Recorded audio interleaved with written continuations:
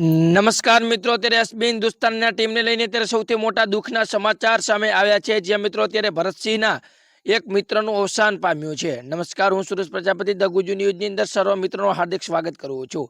આમ તો દરેક વિડીયો આપણા ઇન્ફોર્મેશન અને કંઈક સારા સમાચાર માટે હોય છે, પરંતુ અત્યારે દુઃખના સમાચાર સામે આવી રહ્યા છે।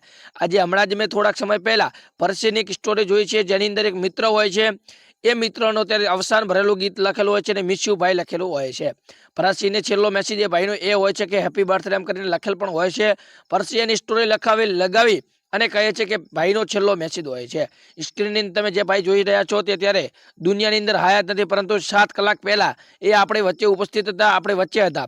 કદાચ કોઈ અકાળ મૃત્યુ થયેલું છે, કોઈ દુઃખદ ઘટના બની ગઈ છે। ખરેખર ભગવાન તેમની દિવ્ય આત્માને શાંતિ આવે। આ દુઃખ ભર્યા સમયની અંદર પોતાના માતા પિતા અને પોતાના જે પતિ પત્ની હોય એમને પણ આ અણધારી દુઃખ સહન કરવાની શક્તિ આવે। ખાસ કરીને એસબી હિન્દુસ્તાનના કોઈ કલીગ હોઈ શકે છે, કોઈ મિત્ર હોઈ શકે છે, કોઈ સહકાર સંબંધી હોઈ શકે છે।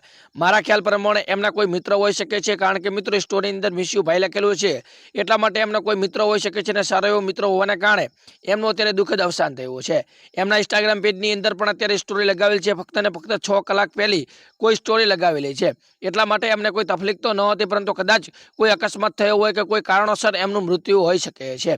કોમેન્ટની અંદર તમે પણ ઓમ શાંતિ લખી તમારું નામ ને ગામ અવશ્ય લખજો। ખાસ કરીને તેમની દિવ્ય આત્માને શાંતિ મળે તે માટે ઓમ શાંતિ અવશ્ય કોમેન્ટમાં લખજો। વિડીયોને વધુમાં વધુ શેર કરજો અને તમારો આના વિશે શું કહેવું છે કોમેન્ટમાં અવશ્ય જણાવજો।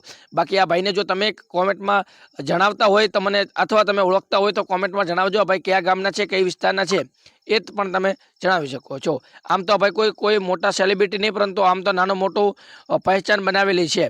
મિત્રો વિડીયોને વધુ શેર કરજો, સબસ્ક્રાઇબ કરજો, લાઇક કરજો, કોમેન્ટની અંદર તમારો પ્રતિભાવ અવશ્ય આપજો। ભગવાન તેમની દિવ્ય આત્માને શાંતિ આપે એવી મારા અને મારા પરિવાર